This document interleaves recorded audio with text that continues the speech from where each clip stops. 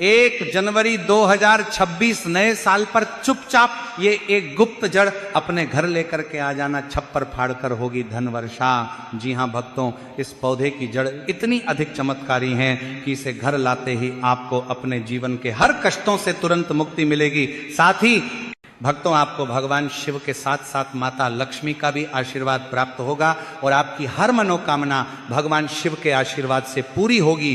पूरे साल आपके ऊपर धन की वर्षा, जीवन की हर अधूरी इच्छा होगी पूर्ण। जी हाँ भक्तों, जो भी व्यक्ति साल के पहले दिन सिर्फ इस पौधे की जड़ को अपने घर लेकर के आ जाता है, उस व्यक्ति का भाग्य 7वें आसमान पर होगा। करियर और कारोबार में मिलेगी उन्नति। आने वाले समय में उस व्यक्ति को कामयाब होने से कोई नहीं रोक पाएगा। तो भक्तों, आपकी जानकारी के लिए बता दे कि 1 जनवरी 2026 आने में बस कुछ ही दिन शेष रह चुके हैं और अगर आप साल के पहले दिन उस पौधे की जड़ को अपने घर लेकर के आ जाते हैं तो मात्र इतना ही करने से आपको साक्षात भगवान शिव की कृपा तो प्राप्त होगी ही और माता लक्ष्मी का आशीर्वाद भी पूरे साल भर आपके ऊपर बना रहेगा। भक्तों, हम ऐसा इसीलिए कह रहे हैं क्योंकि साल का पहला दिन गुरुवार के दिन पड़ेगा, जो कि भगवान विष्णु और माता लक्ष्मी को समर्पित होता है। और इसी के साथ इसी दिन प्रदोष की तिथि भी आ रही, जो कि हमारे भोलेनाथ को समर्पित होती हैं। और भक्तों, साल के पहले दिन धन योग, महालक्ष्मी योग, ग्रह योग, नक्षत्र योग, अमृत सिद्धि योग और दान योग जैसे शुभ योगों का निर्माण हो रहा है। और भक्तों, अगर साल के पहले दिन धन योग और महालक्ष्मी योग का निर्माण होता है तो पूरे साल का नियंत्रण माता लक्ष्मी जी के हाथों में होता है। तो भक्तों, यदि आप भी इस जड़ को हमारे बताएं अनुसार शुभ मुहूर्त देख करके अपने घर लेकर आ जाते हैं तो आपको पूरे साल भगवान शिव और माता लक्ष्मी का आशीर्वाद प्राप्त होगा। इसी के साथ आपको अपने जीवन के समस्त प्रकार के आर्थिक कष्टों और आर्थिक परेशानियों से मुक्ति मिल जाएगी। पूरे साल माता लक्ष्मी जी की कृपा से आपके ऊपर धन की वर्षा होगी, आपके जीवन में धन आने के रास्ते खुल जाएंगे। भक्तों, जिस जड़ को हम इस वीडियो में बताने वाले हैं उसमें स्वयं भगवान शिव का निवास माना जाता है।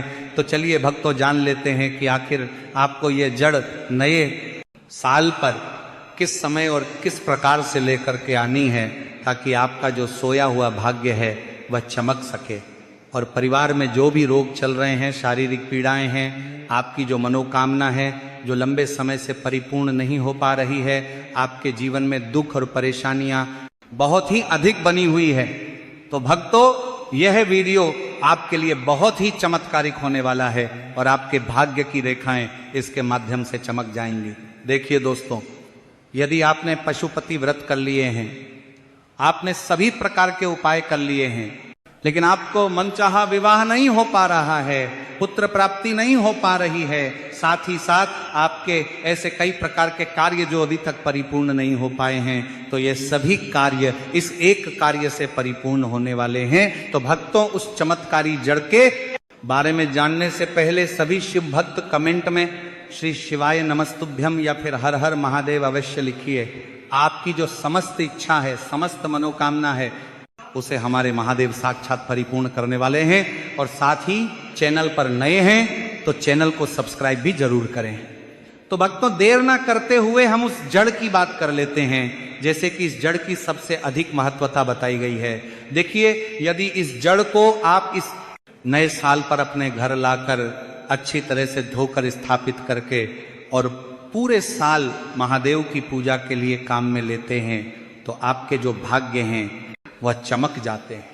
इस पेड़ की जो जड़ है वह अमृत है, इस पेड़ की मिट्टी जो है वह अमृत है, इस पेड़ की जो छाया है, जो भी व्यक्ति इसमें कुछ क्षण बैठ जाता है तो ऐसा कहा जाता है कि भक्तों के सारे रोग, सारे दुख दूर हो जाते हैं। इस पेड़ की पत्ती को यदि शिवलिंग पर चढ़ाया जाता है तो भक्त की सभी कामनाएं सिद्ध हो जाती हैं। इस पेड़ की जितनी महत्वता बताई जाए उतनी कम है। इस पेड़ को, इस वृक्ष को नए साल पर जो भी पति पत्नी लगा देते हैं उनके घर पुत्र का जन्म होता है। यदि लंबे समय से संतान प्राप्ति बता नहीं हो पा रही है, संतान सुख नहीं मिल पा रहा है, तो ये सभी समस्याएं भी समाप्त होती हैं, क्योंकि ये जो पौधा है महादेव का स्वयं अंश माना गया है। ये पौधा कोई सामान्य नहीं है। ये पौधा एक चमत्कारिक पौधा है। जिस वृक्ष यानी कि जिस पौधे की हम बात कर रहे हैं वह है बेलपत्र का वृक्ष। भक्तों, नए साल की शुरुआत कुछ ही दिनों में होने वाली है और इस नए पर आपको बेलपत्र की वृक्ष की जड़ को किसी भी दिन अपने घर लेकर के आ जाना है। यानी कि आपको बेलपत्र का जो वृक्ष है इससे तोड़ करके लानी है और इसे आपको अपने घर लाके अच्छे से इसे साफ सुथरे पानी से धो लेना है। देखिए, ये जो बेलपत्र की जड़ आप लेकर के आएंगे तो इसे आपको शुभ तिथि में लेकर के आना है।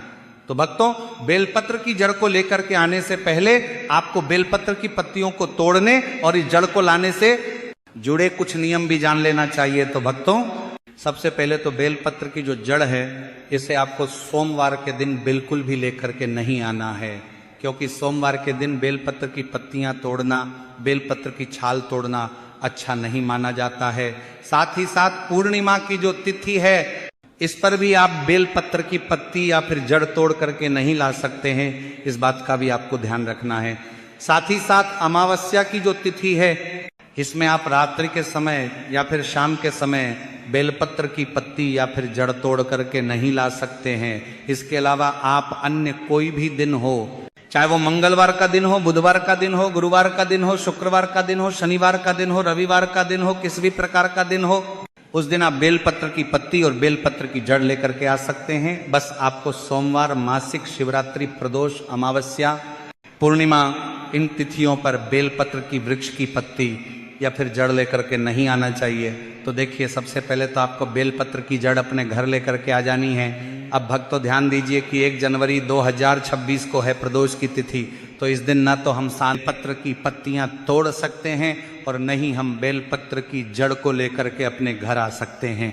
तो ऐसे में अब हम नए साल पर इस जड़ को घर कैसे ला सकते हैं? तो देखिए भक्तों, यदि आप हो सके तो इस जड़ को नए साल से पहले 1 जनवरी से पहले ही अपने घर लाकर के रख दीजिए और नए साल पर आप इस जड़ को हमारे बताएं अनुसार प्रयोग कीजिए। और मान लीजिए कि यदि आप इस जड़ को नए साल से पहले नहीं ला सकते तो फिर आप इस जड़ को 1 जनवरी के बाद भी लेकर के आ सकते हैं, क्योंकि नए साल के दिन भक्तों प्रदोष की तिथि हैं और प्रदोष की तिथि पर बेलपत्र के वृक्ष से पत्तियां तोड़ना या फिर जड़ या फिर छाल कुछ भी तोड़ना भगवान शिव को क्रोधित करता है। इसीलिए यदि आप चाहे तो नए साल से पहले भी बेलपत्र की जड़ लेकर के आ सकते हैं या फिर नए साल के बाद भी आप इस जड़ को लेकर के आ सकते हैं और हमारे बताएं इस उपाय को कर सकते हैं।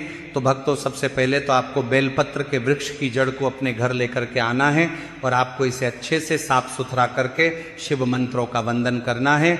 आपको श्री शिवाय नमस्तुभ्यम या फिर ओम नमः शिवाय इस मंत्र का लगातार जाप करते रहना है। तो देखिए, सबसे पहले तो आप जो बेलपत्र की जड़ लेकर के आए थे इसे आपको किसी भी कपड़े में बांध लेना है। अब देखिए, बेलपत्र की जड़ को किसी भी कपड़े के ऊपर रखने के बाद इसके बाद आपको कोई सा भी एक पत्थर लेना है।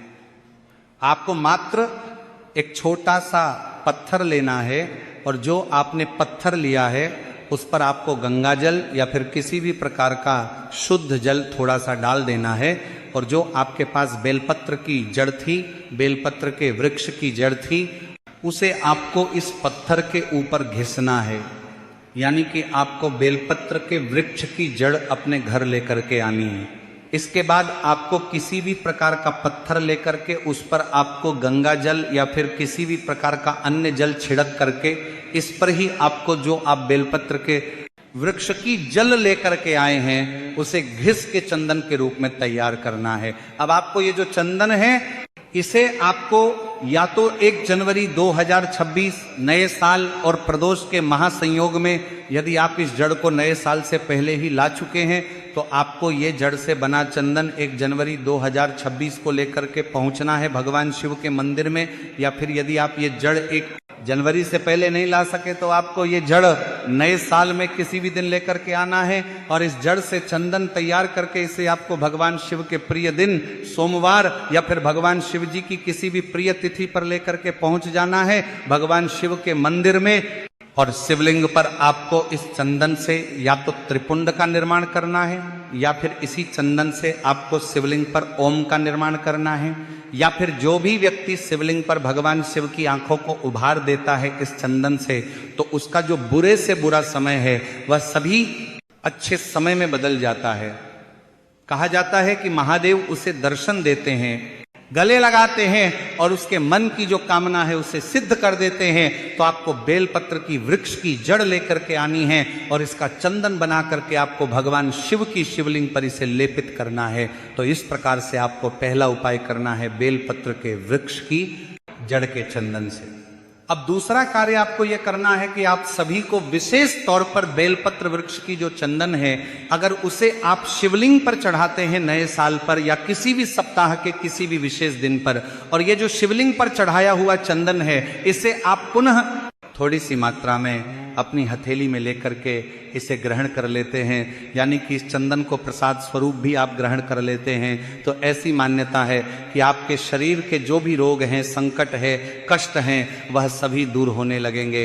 तो बेलपत्र की जड़ का ये विशेष उपाय आपको करना है। साथ ही साथ आपको बेलपत्र का वृक्ष भी नए साल पर अवश्य ही लगाना है। इससे आपके घर के जो संकट, कष्ट, पीड़ा है वह सभी समाप्त हो जाती हैं। तो इस प्रकार से आपको नए साल के पहले दिन या नए साल में किसी भी दिन आपको बेलपत्र के वृक्ष की जड़ का प्रयोग